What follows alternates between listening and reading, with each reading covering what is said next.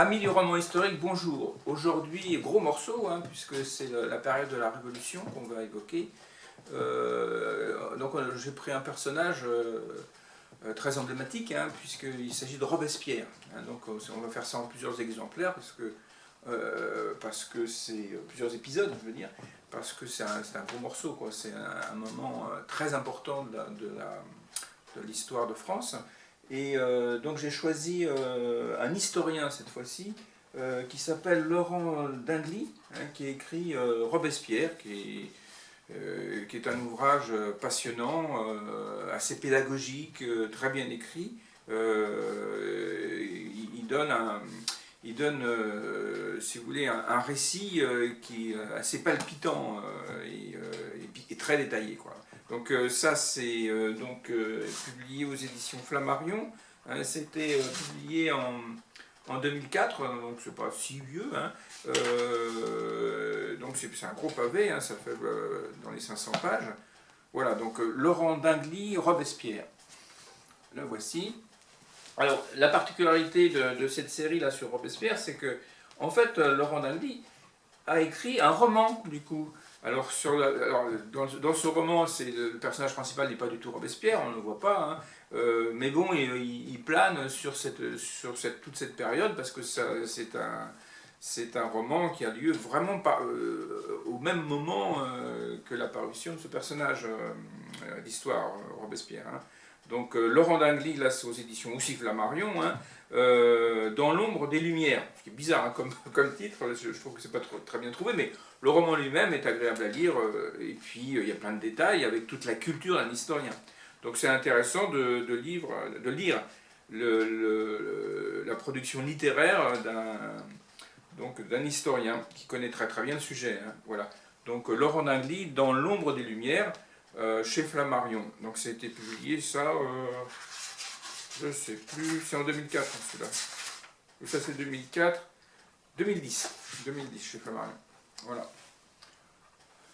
Ok, je vais vous lire donc des passages du livre d'histoire, voilà, qui est vraiment très très bien écrit. Et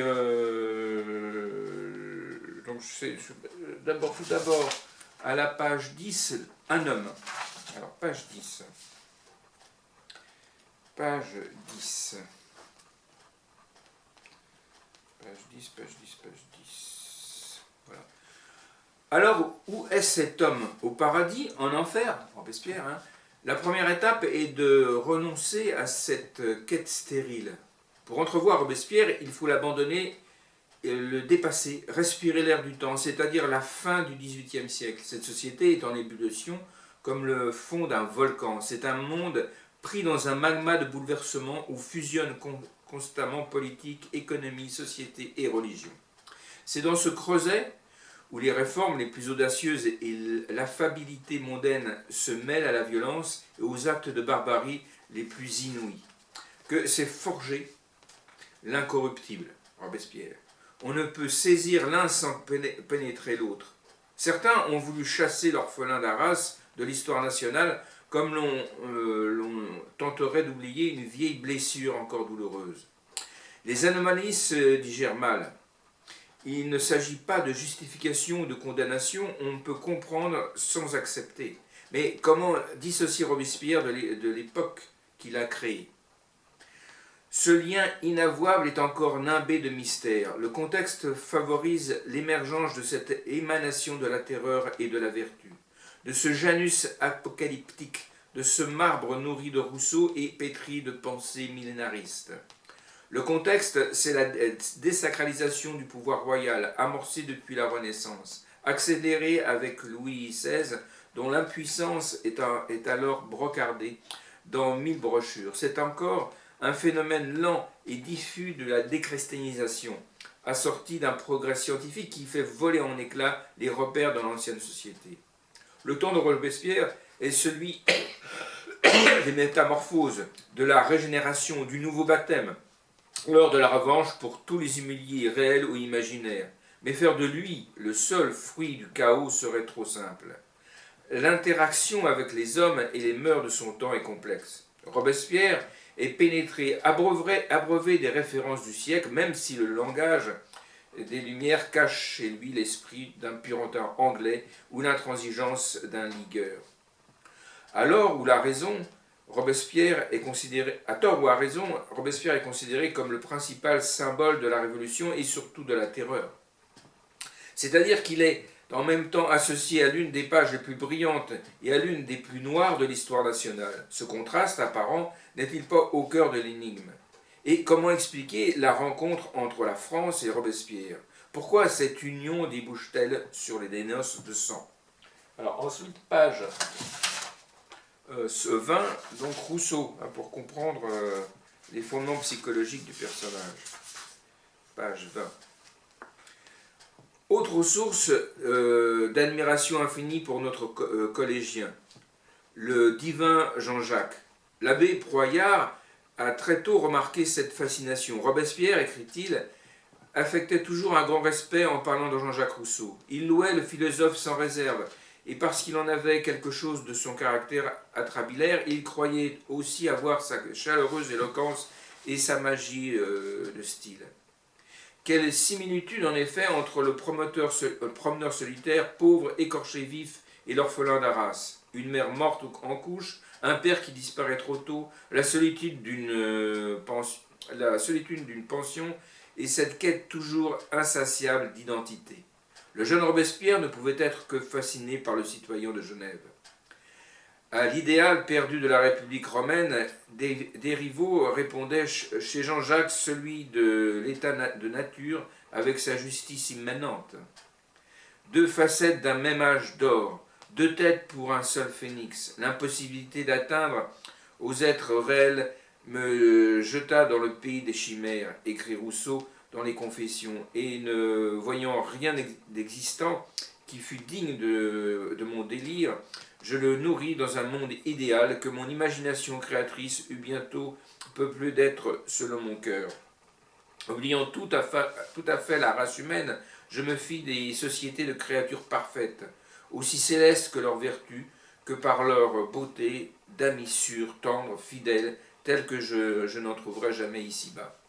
À travers Rousseau, illustre référence, Maximilien tente de constituer une partie de sa propre image, morcelée, éparpillée, désagrégée, mais aussi celle toujours évanescente de François son père. Comme ce dernier, Rousseau a vécu dans l'errance de Genève à Lyon, de Paris à Montmorency, de Londres à Hermonville. Il fut laquais, séminariste, secrétaire d'ambassade, professeur de musique, herboriste, homme de lettres, cherchant inlassablement à récupérer son Éden, son unité originelle, constamment malmené par ses propres contradictions, toujours tiraillé entre deux émotions, deux modèles, deux principes. Et le divin Jean-Jacques a lui aussi abandonné ses enfants. Rousseau et François de Robespierre avaient-ils le choix? Étaient-ils responsables ou au contraire victimes de leurs actes? C'est dans les écrits du citoyen de Genève que Maximilien croit trouver une réponse. L'homme est bon par nature, mais la société l'a perverti. Alors, chez Rousseau, comme plus tard chez Robespierre, le mal n'est jamais intériorisé. Le vice et l'erreur, étrangers à la constitution de l'homme, s'y introduisent du dehors. C'est donc seulement sous l'effet d'une contrainte extérieure et injuste qu'un père est conduit à se séparer de ses enfants. Autre point commun, corollaire du précédent, les blessures d'amour-propre cruellement ressenties par des hommes auxquels la société du temps ne manque pas de rappeler à chaque instant qu'ils sont sans fortune et surtout sans naissance. Inutile de dire que cette formule consacrée, toujours reçue comme un cuisant soufflet, prend une dimension particulière pour un orphelin en quête d'un nom, c'est-à-dire d'une réputation, mais aussi au sens propre d'un patronyme, d'une filiation. Un nom qu'on m'a fait payer si cher, déclarait Rousseau, le cœur en miettes. Pour le Genevois, comme pour Robespierre, le fil a été corrompu, l'unité originelle brisée. Il faut à tout prix le reconstituer. Rien n'est plus dissemblable à moi que moi-même, constatait amèrement Rousseau, résumant ainsi avec génie cette béance vide à l'origine de la construction idéale. D'après une dédicace qu'il composa plus tard, Robespierre affirme avoir eu le privilège de rencontrer le reclus d'Hermonville peu de temps après sa disparition. Alors Robespierre, prétend l'avoir rencontré. Homme divin, tu m'as appris à me connaître, bien jeune. Tu m'as fait apprécier la dignité de ma nature et réfléchir aux grands principes de l'ordre social. Le vieil édifice s'est écroulé, le portique d'un édifice nouveau s'est relevé, s'est élevé sur ses décombres, et grâce à toi, j'ai apporté ma pierre. Reçois donc mon hommage, tout faible qu'il est. Il doit te plaire, je n'ai jamais encensé les vivants. Je t'ai vu dans tes derniers jours, et ce souvenir est pour moi la source d'une joie orgueilleuse. J'ai contemplé tes traits augustes, j'y ai vu l'empreinte des noirs chagrins auxquels t'avaient condamné les injustices des hommes. Voilà, donc c'est son héros. Hein. Donc 28, mégalomanie naissante, page 28. Monsieur, il n'est pas de plaisir agréable si on ne les partage avec ses amis. Je vais donc vous faire la peinture de ceux que je goûte depuis quelques jours. N'attendez pas une relation de mon voyage, ou à si prodigieusement multiplier ces espèces d'ouvrages depuis plusieurs années que le public en pourrait être rassasié. Je connais un auteur qui fit un voyage de 5 lieues et qui le célébra en vers et en prose. Qu'est-ce cependant que cette entreprise comparée à celle que j'ai exécutée? Je n'ai pas seulement fait 5 lieues, j'en ai parcouru 6 et si bonnes encore, à moins que, suivant l'opinion des habitants de ce pays, elles valent bien 7 lieues ordinaires. Cependant, je ne vous dirai pas seulement mot de mon voyage. J'en suis fâché pour vous. Vous y perdrez. Il vous ouvrirait des aventures infiniment intéressantes, celles d'Ulysse, de Télémaque, ne sont rien auprès. La mégalomanie de cette relation est si stupéfiante que certains auteurs comme Walter ont cru y voir de l'ironie. Or Walter lui-même, comme bien d'autres biographes, ont par ailleurs affirmé à juste titre que Robespierre était complètement hermétique à toute autodérision. Le ton de cette lettre est à prendre au premier degré. On remarquera l'insistance sur laquelle Robespierre se défend d'effectuer une série de styles, un exercice de style. N'attendez pas une relation de ce voyage, et plus loin, je ne vous dirai pas un seul mot de mon voyage. En réalité, le jeune avocat de 25 ans est sur le point d'effectuer un récit très détaillé de ses pérégrinations. Il mégote d'ailleurs sur la distance, car vint à Arras et interroge même les gens du cru pour justifier ses prétentions littéraires.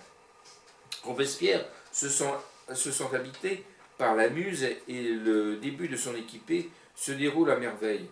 Il était 5 heures du matin quand nous partîmes. Le char qui nous portait sortait des portes de la ville d'Arras, précisément au même instant où celui du soleil s'élançait du sein de l'océan. Il était orné d'un drap d'une blancheur éclatante dont une partie flottait abandonnée au souffle des zéphyrs.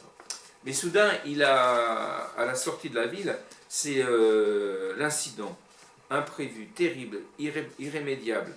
Les commis de la ferme ne reconnaissent pas le nouvel Ulysse et, comble du mépris, négligent de le saluer, ce qui eût été pour quelqu'un d'autre un événement sans grande importance, une simple bagatelle, prend immédiatement une dimension démesurée pour le susceptible Robespierre. C'est ainsi que nous passâmes en triomphe devant l'aubette des commis. Vous jugez bien que je ne manquais pas de détourner mes regards de ce côté. Je voulais voir si les Argus de la ferme ne démentiraient pas leur antique réputation d'honnêteté. Moi-même animé d'une noble émulation, j'osais prétendre à la gloire que de les vaincre en politesse, s'il était possible. Je me penchai sur le bord de la voiture et, ôtant un chapeau neuf qui couvrait ma tête, je les saluai avec un sourire gracieux. Je comptais sur un juste retour. Le croyez-vous? Les commis immobiles à l'entrée de leur cabane me regardèrent d'un œil fixe sans me rendre mon salut. J'ai toujours eu infiniment d'amour-propre. Cette marque de mépris me blessa jusqu'au vif et me donna pour le reste du jour une humeur insupportable. Voilà. Bon, c'est rigolo en même temps, mais ça dénote un peu du caractère de l'individu.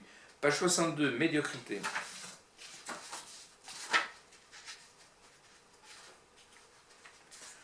Non seulement les affaires défendues par l'avocat d'Arras ne lui procurent pas la célébrité, mais leur nombre demeure dérisoire. 17 causes défendues de 1782 contre seulement 10 en 1788. Malgré 6 ans passés à entretenir des relations professionnelles, académiques et plus récemment bachiques, dans le même temps, tous ses collègues multiplient le nombre de leurs affaires, même les plus médiocres, tels Guffroy ou Blancard, ont vu leur dossier passer de 17 à 52 et de 33 à 77. La comparaison est pour le moins humiliante. Robespierre vivait d'une manière d'autant plus marginale que ses revenus étaient très modestes. Si les membres du Conseil d'Artois n'avaient pas tous la richesse et la puissance de leur premier président, le comte Brion de Beaumais, il jouissait toutefois d'une relative aisance. Les officiers, précise Philippe Sueur, possédaient tous au minimum une seigneurie, en moyenne 80-90 hectares, sur lesquels ils percevaient les loyers, les terrages et autres droits seigneuriaux. À la belle saison, nobles et roturiers rejoignaient leurs terres situées aux alentours d'Arras. Les propriétés permettaient aux uns de tenir leur rang et aux autres de vivre noblement. En attendant d'intégrer le second ordre du royaume, la plupart des conseillers possédaient en outre un immeuble en ville et les plus riches comme Briouat ou Froissier de Rusé, un hôtel particulier presque luxueux. Maximilien aurait pu bénéficier de tels avantages si son défunt père ne l'avait jadis abandonné sans héritage, après avoir dilapidé le patrimoine familial, réduisant ainsi à néant la lente mais sûre progression de leurs besogneux ancêtres. Robespierre, quant à lui, n'avait ni lettres de rente, ni hôtel particulier, ni meubles précieux, ni terre. Sa nature, qui répugnait à se corrompre avec une représentante du sexe faible, lui interdisait en outre de s'élever par le mariage, comme ses pères en avaient l'habitude. Il était condamné à vivre chichement dans son humble logis de la rue des Rapporteurs, dont il partageait l'étroite surface avec sa sœur Charlotte. Robespierre était donc modeste, mais non pas misérable, comme voulaient le faire croire quelques fidèles. Charlotte employait d'ailleurs une servante, un jeune homme de 25 ans qui a suffisamment d'argent et de vanité pour commander son portrait n'est pas au seuil de l'indigence. Certes, Maximilien ne s'intéressait pas au bien de ce monde, et sa nature ombrageuse lui avait très tôt appris à dédaigner ce qu'il ne pouvait posséder. Ses blessures n'en étaient pas moins réelles. Sous l'Ancien Régime, le paraître, la représentation, le fait de tenir son rang jouait un rôle de première importance. La richesse ne constituait pas encore le but suprême de l'existence et la propriété foncière demeurait avant tout une source de prestige. Mais cela aussi, Robespierre s'en voyait exclu. En 1788, à 30 ans, Maximilien végète de la sorte. Lorsque, en représailles de ses insolences, et comme pour ajouter à ses profondes blessures, ses collègues décident de ne plus le convier à leur réunion de travail hebdomadaire. Cette exclusion constitue pour lui la pire des injures. C'est alors qu'il fait une sorte de contraction mentale entre les deux informations. Si sa carrière stagne, c'est que les autres officiers du Conseil d'Artois ont juré sa perte et formé un véritable complot contre lui. Ce sentiment de persécution a une valeur explicative a posteriori qui vient étayer un véritable déni de réalité. L'échec étant insupportable, voire inconcevable. Voilà, c'est la faute des autres. Alors, ensuite, page 64, l'état du royaume, à cette époque. Alors, le système est pourtant sclérosé et les réformes de fond ne peuvent aboutir. Or, le déficit financier de la France devient critique. À elle seule, la guerre d'Amérique de 1776 à 83 a englouti plus d'1 milliard de livres, situation d'autant plus préoccupante que le pays traverse une phase de dépression économique aggravée à partir de 88 par une série d'accidents climatiques.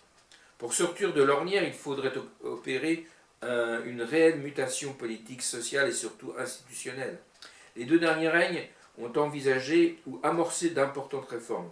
La suppression des offices de judicature et des jurandes, l'abolition des douanes intérieures, le remplacement de la corvée par une prestation pécuniaire, une meilleure répartition de l'impôt et même, à l'état embryonnaire, une esquisse de décentralisation. Mais la plupart de ces mesures ont été désavouées et presque aussitôt annulées, car les tentatives des différents ministres, du libéral Turgot au dirigiste Necker, en passant par Calonne ou Loménie de Brienne, se sont heurtés des obstacles majeurs. L'opposition du monde parlementaire, les prétentions surannées d'une partie de la noblesse et du clergé, mais aussi du tiers-état, la personnalité de Louis XVI et plus profondément la structure même de la société d'Ancien Régime. Premier écueil, les parlements et la monarchie se livrent une guerre ouverte pratiquement permanente depuis les années 1750. Muselés par Louis XV, ces cours souveraines ont progressivement récupéré leurs prérogatives traditionnelles après la mort du roi.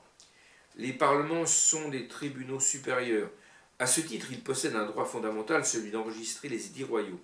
Ils se sont en outre attribués un droit de remontrance, c'est-à-dire une forme de censure. Simple formalité sous le règne de Louis le Grand, ces prérogatives deviennent des armes politiques dans la deuxième moitié du XVIIIe siècle. La plupart des parlementaires, juges, procureurs, présidents à mortier, sont des magistrats détenteurs d'office, c'est-à-dire propriétaires à vie de leur charge et donc inamovibles.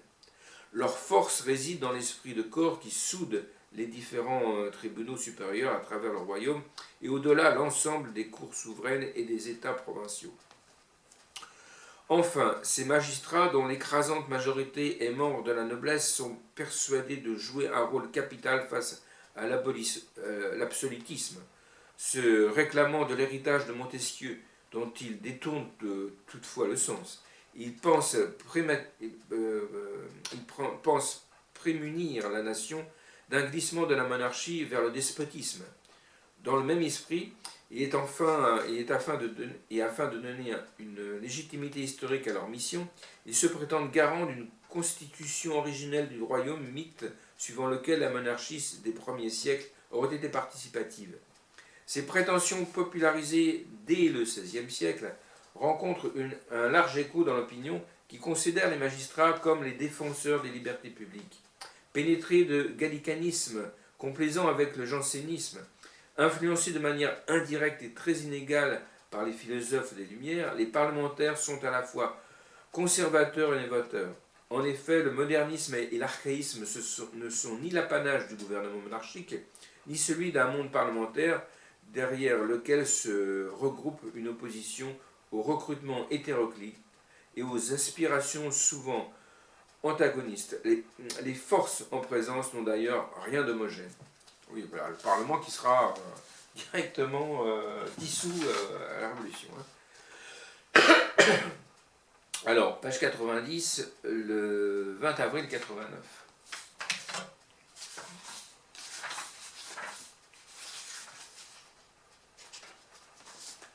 L'élu. Le lundi 20 avril, les trois ordres se réunissent dans la cathédrale d'Arras en présence du gouvernement, le duc de Guines, l'évêque Louis de Gonzier et le lieutenant-général de la gouvernance, Gauvette de Bali. Le prélat célèbre la messe du Saint-Esprit, puis les membres de l'Assemblée prêtent serment de procéder fidèlement à l'élaboration du cahier de doléances générales aux élections définitives. Le discours d'ouverture prononcé par le duc de Guines est un subtil mélange d'optimisme et d'inquiétude. En insistant sur la nécessité de préserver la monarchie, il reflète le vœu quasiment unanime de la population française. En prêtant au roi la volonté de renoncer à l'absolutisme, il commet l'une des plus fréquentes méprises du moment et surtout la plus lourde de conséquences. Inquiétude donc, mais aussi espoir. Le discours est fondé sur l'ouverture et l'orateur en appelle à l'union de tous les Français pour relever le défi des États généraux. C'est en atteignant cet objectif fédérateur que l'on obtiendra la plus parfaite égalité. Le reste de l'allocution est moins œcuménique. En effet, la monarchie ne peut exister avec la confession de tous les rangs. La loi doit garantir les droits de chacun, mais dans la classe où le sort l'a placé. Davantage de justice, de liberté et d'égalité, mais sans remettre en cause ce qui est la raison d'être de la noblesse, la distinction honorifique. C'est là sans doute le principal point d'achoppement entre les différents membres de l'élite. Le gouvernement évoque ensuite les préoccupations du moment. Mise en place d'un système représentatif, suppression des lettres de cachet, liberté de la presse, reddition des comptes et transparence des mesures publiques. Le duc de Guine prêche enfin la modération et recommande la précision dans la rédaction des doléances. Une fois le discours achevé, l'évêque d'Arras prend la parole. Il évoque la misère ambiante, la nécessité de corriger les abus et de réformer les lois. Mais surtout, Louis de Gonzier fait une annonce très attendue. L'ordre du clergé renonce officiellement à ses privilèges fiscaux et consent à supporter le poids de l'impôt dans la plus juste et la plus égale proportion. On applaudit.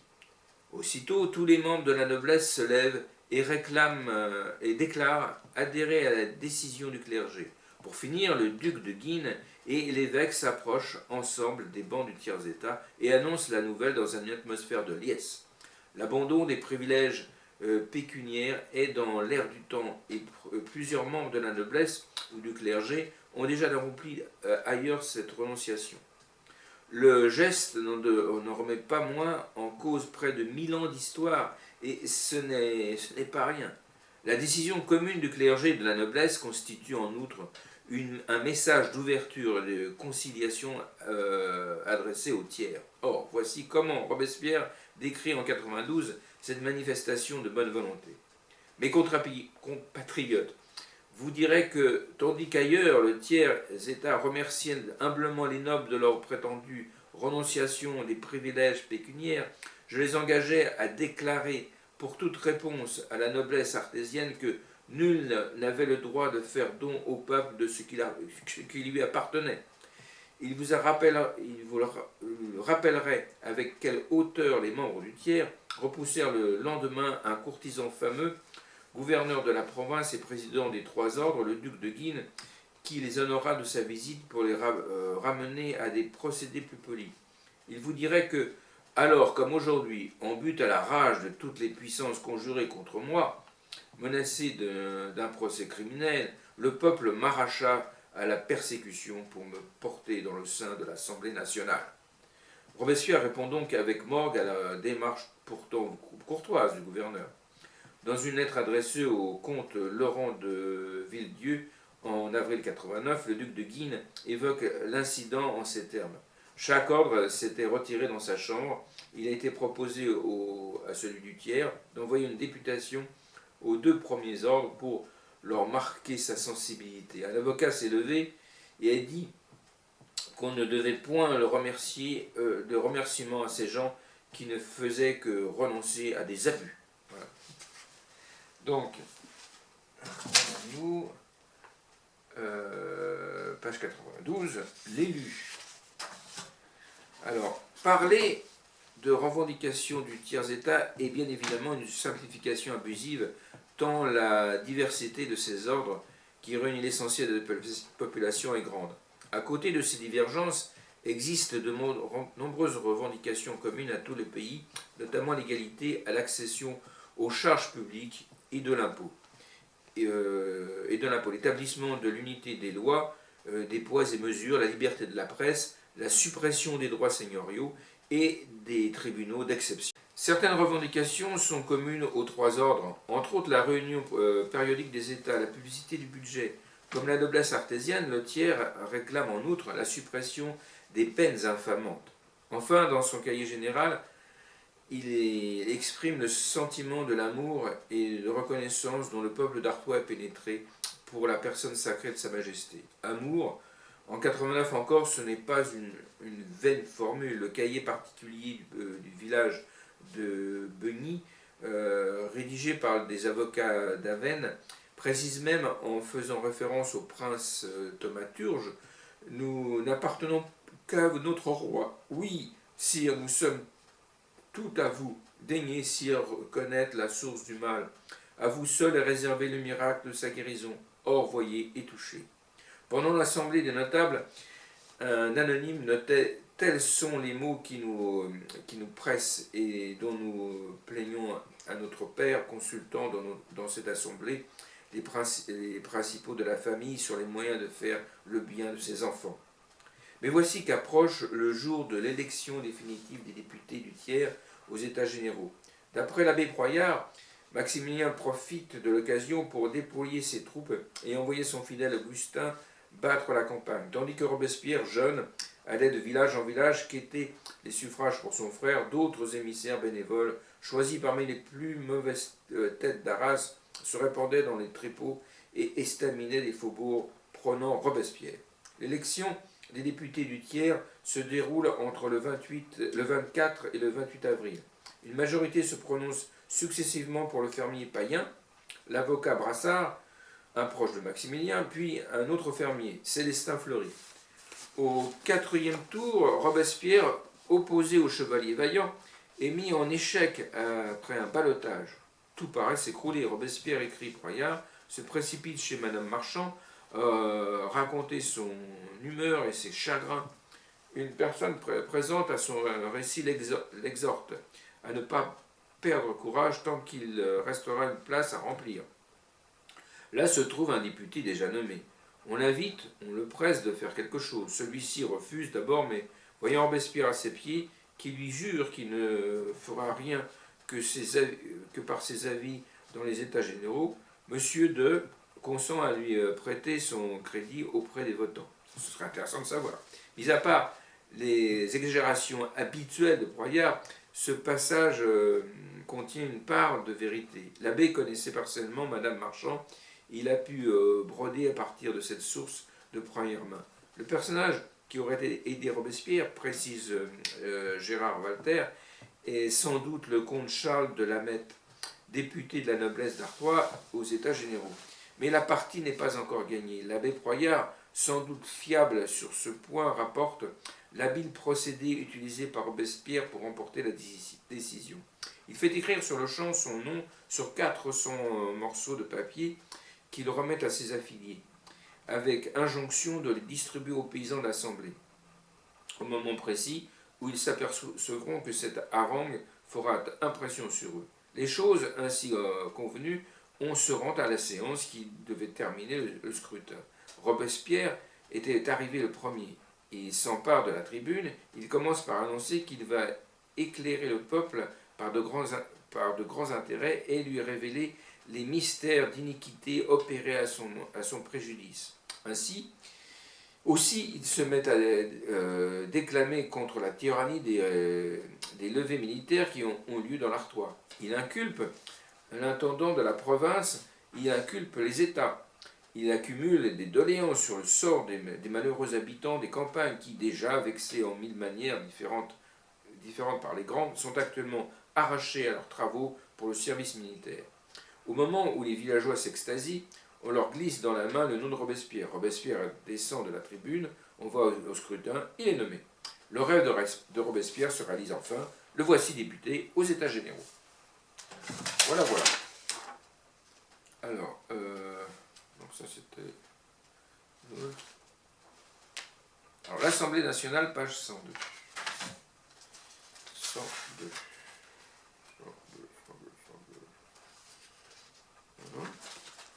Alors, le 15 juin, l'abbé Sieyès, transfuge du clergé élu par le tiers-État de Paris, demande aux députés de s'occuper sans délai de la constitution de l'Assemblée et d'abandonner l'appellation d'États généraux qu'il juge périmée.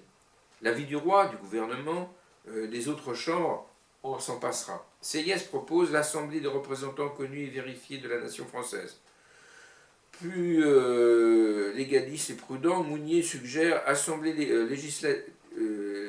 légitime des représentants de la majeure partie de la nation, agissant en l'absence de la mineure partie. C'est long, et bien trop long. Mirabeau, quant à lui, prêche pour représentant du peuple français. Le peuple, quel animal est cela? La populace, la plèbe, le populus, on ne sait pas encore très bien. Le terme peut être très mal connoté en cette fin de XVIIIe siècle. C'est alors que, représentant une ancienne idée de Sieyès, Legrand suggère Assemblée nationale le 17 juin. La motion est adoptée. En même temps, le tiers s'arroge le droit de consentir l'impôt. Le jour même, 149 membres du clergé décident de le rejoindre. L'Assemblée nationale. La noblesse juge le moment opportun pour intervenir auprès du monarque. Cette fois, les roturiers et leurs alliés dépassent les bornes, suivant un schéma désormais classique. Barentin, la reine et les frères du roi prêchent l'intransigeance, tandis que Necker et Saint-Priest prônent les déconcessions. Pressé par les uns et par les autres, Louis XVI tergiverse. Et oui, c'est Louis XVI, quoi. Son premier mouvement est de suivre Necker malgré ses convictions naturelles. Il tente finalement de concilier les deux projets et annonce une séance royale. La salle des menus plaisirs où se réunit le tiers est fermée. On connaît la suite. Voyant les portes closes, les députés guidés par Guillotin se dirigent dans la salle du jeu de paume. Là, suivant la formule composée par Mounier, ils jurent de ne pas se séparer avant d'avoir donné une constitution au royaume. Le 20 juin 89, Robespierre, 45e député à prêter le serment, pénètre de plein pied dans la légende. Comment la remarquer? Jean-Louis Bocher, il a été aisé de disperser ces députés rebelles avec un petit coup de troupe, comme le fera plus tard Bonaparte à Saint-Cloud. Mais Louis XVI n'est pas Bonaparte. Non seulement il n'aime pas la violence, mais il lui faut du temps pour se décider. Le 23 juin, les députés se rendent à la séance royale. Beaucoup d'auteurs ont insisté ou ironisé sur le caractère dérisoire des concessions effectuées par Louis XVI à cette occasion. C'est encore les choses paraissent plus complexes. Le roi déclare en effet les mesures de tiers-état nulles, illégales et inconstitutionnelles. Il exhorte toutefois le clergé et la noblesse à délibérer avec les trois ordres et accepte l'égalité fiscale. S'il n'évoque pas le libre accès de l'ensemble des citoyens à tous les emplois, comme l'aurait souhaité Necker, il sanctionne la liberté individuelle, l'abolition des lettres de cachet, la suppression des douanes intérieures et la corvée, la liberté de la presse. Louis XVI va même jusqu'à reconnaître aux députés la qualité de représentants de la nation.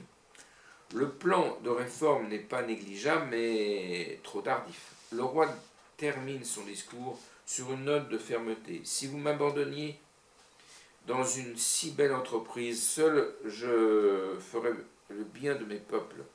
Je vous ordonne de vous séparer tout de suite et de vous rendre demain matin dans les salles effectuées à votre ordre pour reprendre vos délibérations. À la clôture de la séance, les députés du tiers, abasourdis, ne bougent pas de leur place. Certains ont été ébranlés par le discours du roi. D'autres, en revanche, le considèrent comme une insulte. Les meneurs vont faire la différence, comme le 17 juin. Vous êtes aujourd'hui ce que vous étiez hier dans ce CIS pour galvaniser ses troupes. Une nation assemblée ne peut recevoir d'ordre, renchérit Bailly.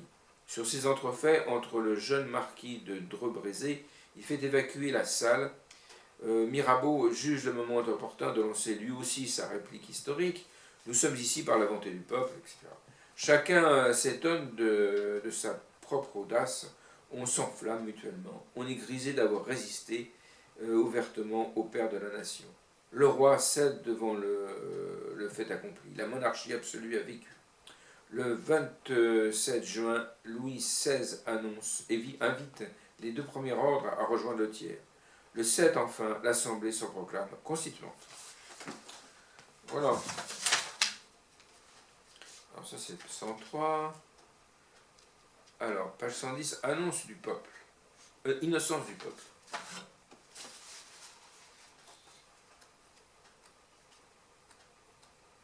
Ah non, j'ai oublié. C'était... oui, 105. Sainte violence. Sainte violence.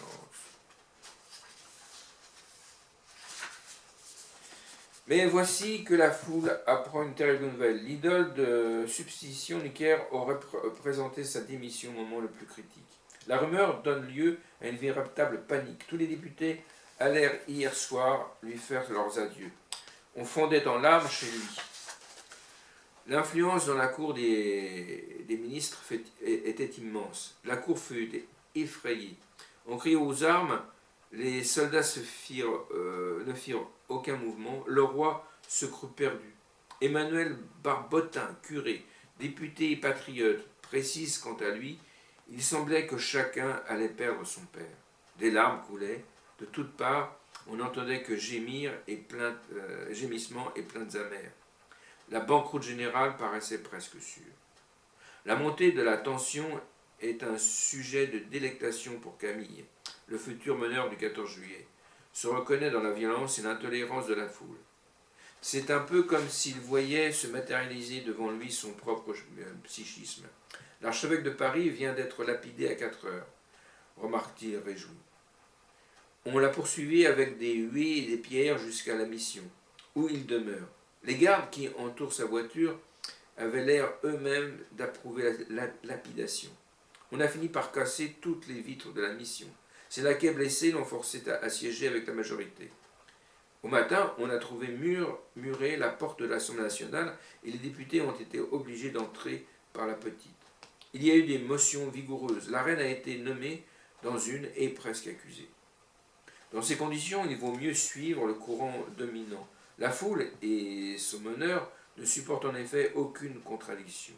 Tout le monde, sans exception, doit adopter la vérité unique et révélée, sous peine d'être maltraité. On a fait remarquer on fait demander pardon à genoux à un abbé qui parlait avec indécence de nos députés. Idem au secrétaire de l'ambassade de Vienne, qu'on a chassé ensuite du palais royal. Je l'ai entendu moi-même demander pardon à la nation. On a administré une vigoureuse bastonnade à quelqu'un du tiers-état pour la même cause. Les autres ont été quittes pour l'amende honorable, mais celui-ci conserva longtemps les marques de sa bastonnade. Même les femmes ne sont pas épargnées. On a fouetté, il y a quelques jours, une comtesse dans le palais royal, où elle tenait des propos contre Necker. Et pendant que les démocrates se félicitent de voir une femme fouettée pour avoir exprimé son opinion, ils revendiquent une totale liberté d'expression en leur faveur. Chez le meneur, il n'y a aucune forme de contradiction car seules ses idées sont valables. Le 8 juillet, sous le regard aiguisé de Camille, un homme soupçonné d'être un espion de la police est torturé par la foule pendant des heures. On l'a déshabillé, on a vu qu'il a été fouetté, marqué, on a retrouvé sur lui un martinet. Ce sont les menottes de corde dont se servent ces vils coquins. On l'a baigné dans le bassin, ensuite on l'a forcé comme on montre un cerf, on l'a harassé, on lui a jeté des pierres, on lui donnait des coups de canne, on lui a mis un œil hors de l'orbite. Enfin, malgré ses prières et qu'il criait merci, on l'a jeté une seconde fois dans le bassin. Son supplice a duré depuis midi jusqu'à 5h30. Et il y avait bien 10 000 bourreaux. Pendant ce temps, les choses se précisent à l'Assemblée. Mirabeau, qui a une petite revanche personnelle à prendre contre l'autorité parthenelle, porte l'estocade. Aujourd'hui, il tient le dernier Bourbon dans la paume de sa main. Non pas qu'il soit un ennemi acharné de la monarchie, bien au contraire, mais son discours, ses habiletés oratoires, ses effets de style et ses propos démagogiques prêtent à confusion. Les fanatiques qui l'écoutent comme un oracle ne sont pas censés savoir ce que ce tonitruant personnage, que cette grosse bête rugissante est en réalité un tendre. Robespierre, quant à lui, est incapable de saisir ce genre de subtilité. Il n'a pas compris les nuances de l'intelligent Necker, pas plus qu'il ne comprend aujourd'hui celle du grand ogre qui le prend sous son aile. Point de ruse et de finasserie, mais des messages clairs, des oppositions simples, binaires. Le reste est matière à suspicion. Étrange ambiance. Alors, sa violence. Donc, ensuite, innocence du peuple. Page 110. Alors, le comte de Lally Tollendal, député de la noblesse de la ville de Paris, propose d'inviter les Français au respect des lois par le biais d'une déclaration. Tout homme soupçonné ou arrêté sera mis à la justice. Les municipalités pourraient créer des milices bourgeoises afin de maintenir l'ordre. En somme, la Little veut empêcher l'arbitraire, les lynchages, le chaos. Mais pour Maximilien Robespierre, tout ce qui affaiblit le pouvoir de l'insurrection est intolérable. Voici son discours tel qu'il fut transcrit par le député Creuset-Latouche. Il faut aimer l'ordre, mais pas nuire à la liberté. La motion de M. Tollendal déclare rebelles indistinctement tous ceux qui pourraient causer des troubles, et cependant les troubles actuels n'ont eu pour cause que les efforts généraux des citoyens contre une conspiration inouïe formée contre les citoyens mêmes. Mais jusqu'à présent, ces troubles n'ont causé nul malheur politique. Ils ont causé la mort, il est vrai, de quelques coupables, mais au surplus la liberté, l'émeute de Saint-Germain et de Poissy n'a eu pour principe que la cherté des blés. La motion de Tollendal, qui semble inculper les plus courageux défenseurs de la liberté et proférer des menaces contre eux, troublerait la confiance et sonnerait le tocsin. C'est l'insurrection même condamnée par la motion qui a sauvé la capitale et tout le royaume, et cette motion capable d'éteindre jusqu'à l'amour de la liberté tendrait à livrer la nation au despotisme. En somme, le sentiment de persécution, le prétendant complot inouï, justifie les massacres. Les troubles n'ont causé nul malheur politique, mais seulement la mort de quelques coupables. La vie humaine n'a aucune espèce d'importance face à la réalisation de l'idéal. Suivant un processus d'inversion caractéristique, le bourreau est devenu la victime, et la victime est en fait le bourreau. Comment Robespierre sait-il que le meunier massacré par la foule est coupable?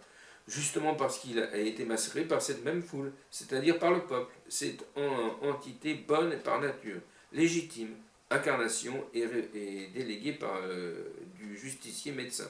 Si le peuple idéalisé a tué, c'est qu'il avait ses raisons. La faim, la pauvreté, l'injustice, etc. L'assassinat par les mains si saintes fait donc automatiquement de la victime un coupable et inversement. C'est magique. Merci, monsieur Rousseau. Voilà. Ensuite, alors page 126, le marc d'argent. Page 126, le marc d'argent. Dès le 22 octobre 89, soit 2 semaines après que l'insurrection conduise le roi à Paris, le comité de constitution de l'Assemblée se prononce en faveur d'un système censitaire. Pour avoir le privilège de voter, les citoyens devront payer une imposition directe de la valeur locale de 3 journées de travail. On établit dès lors une distinction assez hypocrite entre citoyens actifs et citoyens passifs, afin de masquer une exclusion peu conforme aux principes révolutionnaires. Malgré l'opposition ferme de l'abbé Grégoire, de Duport et de Robespierre, la constituante se range à l'avis de son comité sur cet article fondamental. En signalant la contradiction d'une telle décision avec les termes de la Déclaration des droits de l'homme, Robespierre fait preuve de cohérence et d'une indéniable logique. Dans le camp adverse, en revanche, les arguments sont peu pertinents, voire inexistants. Pour certains, l'éducation et le soulagement matériel des plus pauvres doivent précéder leur entrée dans la vie politique. Il s'agit souvent d'un prétexte visant à préserver des intérêts particuliers. Le même type de raisonnement sera d'ailleurs employé pour maintenir l'esclavage noir en 89 comme en 1848. Sans véritablement convaincre, le député Adrien du Quesnoy s'enflamme dans son journal contre son collègue d'Arras. On ne peut s'empêcher de concevoir un sentiment d'indignation quand on voit un Robespierre s'opposer de tout son pouvoir à ce qu'on exige aucune portion de contribution. Vil et détestable incendiaire qui croit défendre la cause du peuple en l'armant contre ses défenseurs naturels. Voilà. Bon, ben là, c'est une bonne interprétation, on peut le dire, de Robespierre. Alors, page 139, esclavage. Pour la soirée, Maximilien affûte ses armes. Il n'attend plus qu'un prétexte pour faire éclater un scandale et terrasser son ennemi de l'heure, Barnave. La discussion sur les attributions des assemblées coloniales reprend le lendemain. Soudain alors que Moreau de Saint-Méry propose d'utiliser le terme esclave au lieu de non libre. Robespierre bondit jusqu'à la tribune.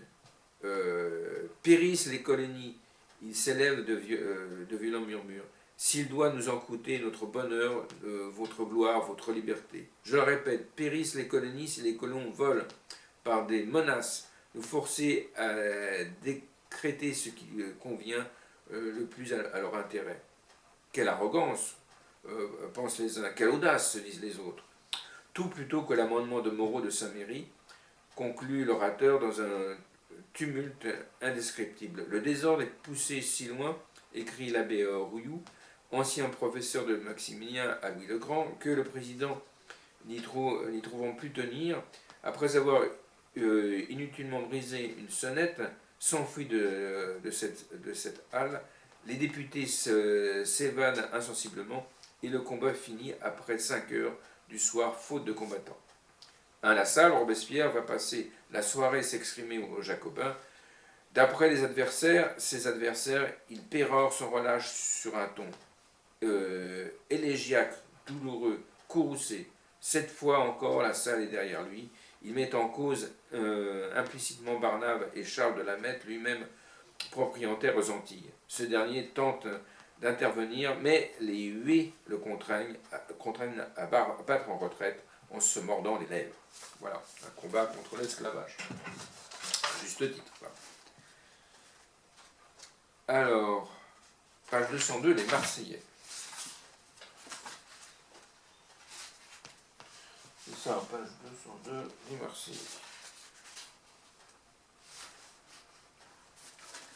Robespierre sait fort bien cultiver ses relations avec les éléments maximalistes du jacobinisme, dont il partage les aspirations égalitaires, les sentiments de toute puissance et de persécution.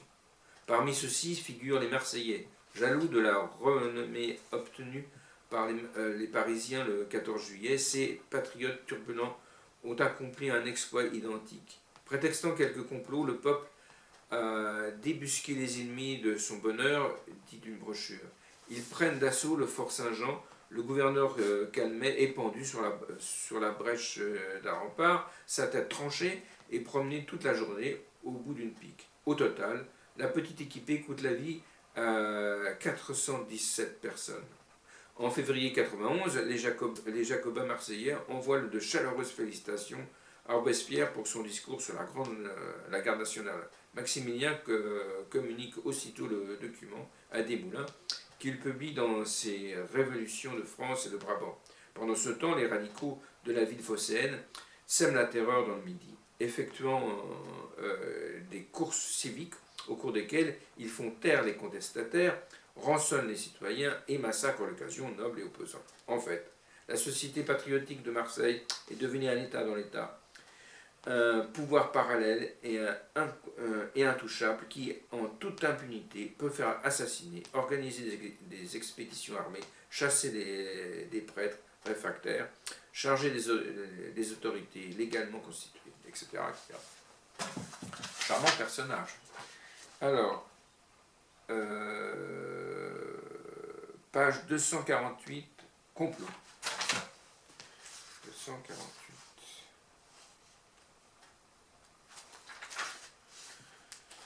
Alors, un fantôme appelé roi. La situation de la France ne cesse de se détériorer tant sur le plan extérieur qu'intérieur.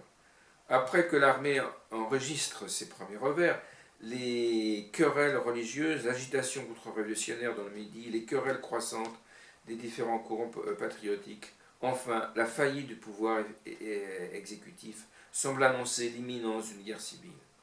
À cela s'ajoutent les questions sociales, les problèmes inhérentes à la mobilisation, la chute de l'assignat, les difficultés du ravitaillement et le déclin de l'assistance publique. Dans un tel contexte, il est tentant de chercher des boucs émissaires, un réflexe commun à la cour, aux émigrés et aux jacobins. Personne, ou presque, ne peut se remettre en cause. Chacun impute ses propres échecs à l'adversaire. Ceux qui tentent des concessions sont balayés par l'histoire. Lorsqu'ils ne s'accusent pas les uns les autres, La plupart des Jacobins considèrent la cour comme la source de toutes les calamités publiques. Le 28 mai, l'ancien capucin Chabot, grand spécialiste de la dénonciation, annonce à la législative un nouveau complot visant à dissoudre l'Assemblée nationale. Les exemples choisis par l'orateur pour illustrer sa thèse appartiennent au registre habituel des fantasmes liés à l'entourage royal début 89. La distribution des cocardes blanches aux Suisses, les cris de « Au diable la nation » entendus dans cette antre des despotismes. Enfin, la distribution de libelles tendant à avilir la représentation nationale. Bazire, frère siamois de Chabot au jacobinisme, profite de cette mise en haleine pour réclamer la dissolution de la garde constitutionnelle du roi. Selon lui, on trouverait dans cette petite troupe de 2000 hommes chargés d'assurer la protection de Louis XVI des prêtres réfractaires, des hommes revenus de Coblence et des domestiques qui leur sont attachés. Le député ajoute à ce tableau édifiant l'inévitable orgie des officiers qui, en stimulant l'imagination perverse du public, a déjà fait recette à l'automne 89. Alarmée par ces révélations, l'Assemblée nationale se déclare permanente. Dès le 29, elle décide de licencier la garde du roi et de traduire son commandant, le duc de Cosy-Brissac, devant la haute cour d'Orléans. Alors maintenant, on va voir le roi, page 251. Alors, page 251. Personne, sans doute, n'a mieux analysé le caractère de Louis XVI que Marie-Antoinette elle-même. Le roi n'est pas un poltron, dit-elle. Il a un très grand courage passif, mais il est écrasé par une mauvaise honte, une méfiance de lui-même qui vient de son éducation autant que de son caractère. Il a peur du commandement et craint plus que toute autre chose de parler aux hommes réunis.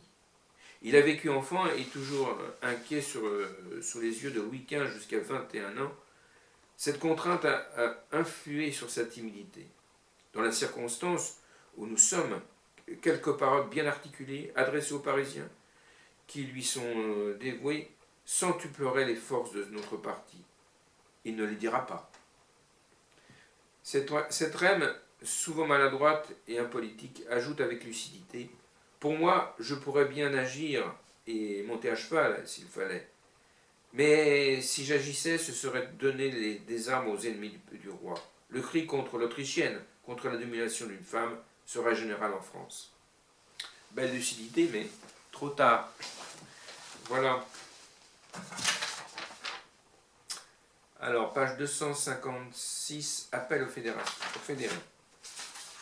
256. Le projet d'appel aux fédérés connaît une grande diffusion. Dès la fin de la séance, la société ordonne non seulement l'impression, mais aussi l'affichage et la distribution aux députés, aux membres du club, aux citoyens des tribunes et à toutes les sociétés affiliées. Un journaliste ayant osé présenter les paroles de Robespierre comme un appel à l'insurrection est immédiatement chassé des Jacobins sur la demande expresse de l'incorruptible. Non mais oh.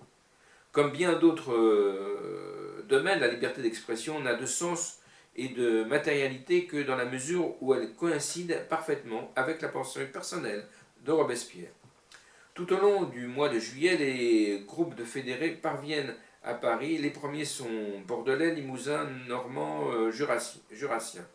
Dès leur arrivée, écrit Albert Mathiez, ils se rendent aux Jacobins comme au quartier général de la Révolution. Robespierre et Billaud-Varenne se sont apposés comme leur porte-parole. Il les encadre, tente de les détourner de l'hérésie girondine et de les stimuler dans les bons principes. Fini les faux semblants, les demi-mesures et la méthode efféminée des modérantismes. L'incorruptible rédige lui-même la pétition des fédérés, remise à l'Assemblée nationale le 18 juin et signée entre autres par son frère Augustin Bon. Le document commence d'ailleurs par les références chères à Maximilien. La nation est trahie.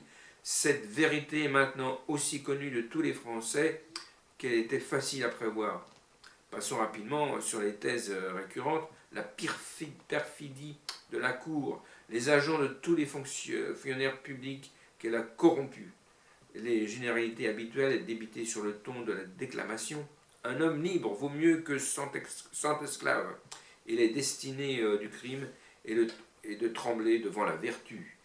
Survolons aussi les constantes imprécations contre Lafayette, le plus criminel de tous les ennemis de la patrie, le plus infâme de tous les assassins du peuple, pour retenir l'essentiel, c'est-à-dire les exigences immédiates de Maximilien Robespierre, présentes comme celles des fédérés. Si la nation ne peut être sauvée par ses représentants, prévient un incorruptible, il faut qu'elle le soit par elle-même.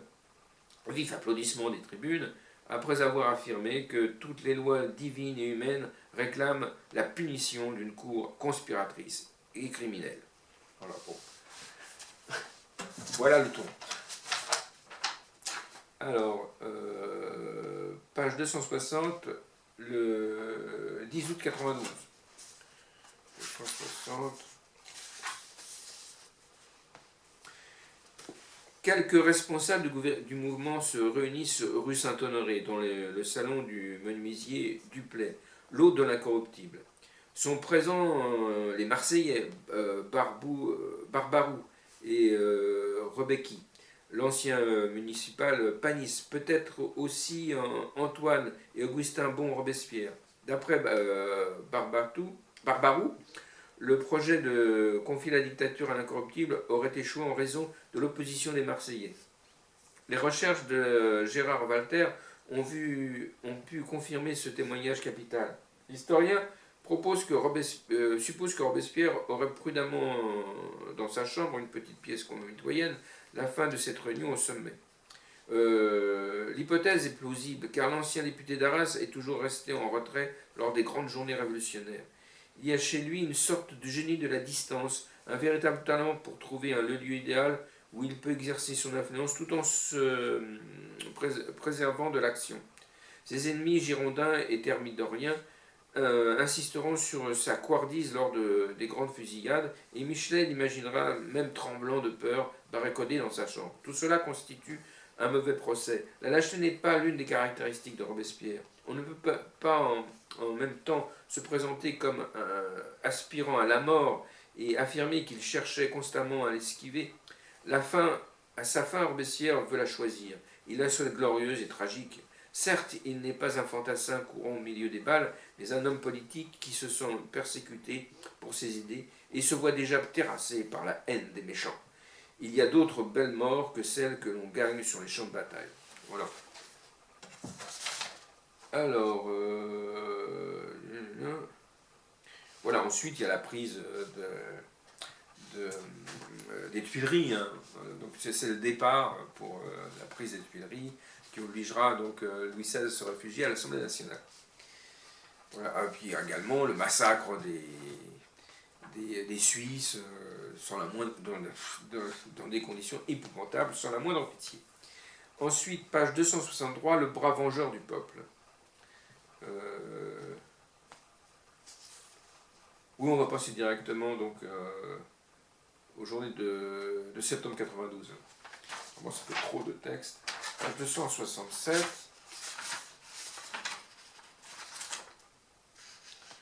260.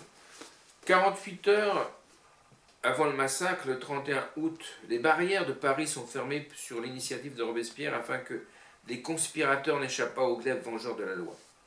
C'est plus qu'une simple mesure de police. Cela revient pratiquement à coincer les futures victimes en leur interdisant tout échappatoire avant la saignée. Que cette dernière emprunte les formes légales ou la voie spontanée de la sainte insurrection n'a somme toute que peu d'importance aux yeux du nouveau pouvoir. Seul compte le résultat, l'annihilation, le grand nettoyage, la table rase.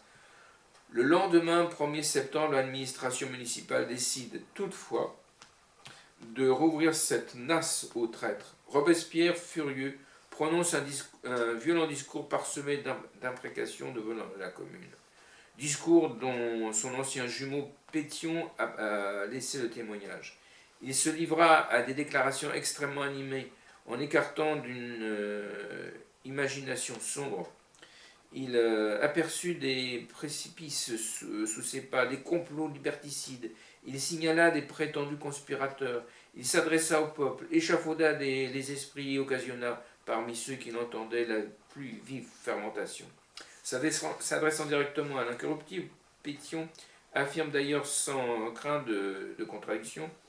Vous annonciez qu'il fallait purger le sol de la liberté des conspirateurs qui l'infectaient, mais avec un ton, un geste qui fut si entendu que les spectateurs répondirent avec des trépidations en criant « Oui, oui, oui, allons !» À cette foule désorientée, pleine de certitude et de rage, il faut un exutoire. Et là, dans ce nouveau cœur de la nation, que peut-être la commune, son Dieu, son oracle, son idole, lui indique un chemin à suivre, l'espace à purifier, les traites à châtier, non pas comme la Pythie ou le Sphinx avec les trois quarts d'énigme, mais de manière explicite franche, indubitable, en pointant du doigt et de la voix tous les mécréants. Le jour du jugement étant claironné, ce sera en effet ici et maintenant. Des trépidations dit Pétion. On imagine en effet cette frénésie préliminaire du massacre, cette exaltation meurtrière imbriquant dans la peur, cette jouissance physique que les meneurs savent caresser, attiser, exacerber. Voilà. Donc ensuite, on va lire la page pour finir. La page 269. C'est ce jour-là, en effet, que commencent les massacres. Ils durent jusqu'au 7, avec quelques poussées isolées les jours suivants. La foule se porte alors en masse aux prisons, où sont entassés prêtres, aristocrates et surtout prisonniers de droit commun. Les détenus défilent devant une cour de justice improvisée. La foule s'étant proclamée à la fois juge et bourreau, les condamnés sont exécutés sur le champ, le plus souvent de manière atroce. Au total, 1300 victimes, la plupart sont de petites gens, faux monnayeurs, vieux mendiants, enfants de bicêtre et prostituées de la salpêtrière. Ce sont eux seuls entre 700 et 1000 suivant les estimations de Pierre Caron. 72% du total des victimes d'après Frédéric Bluch.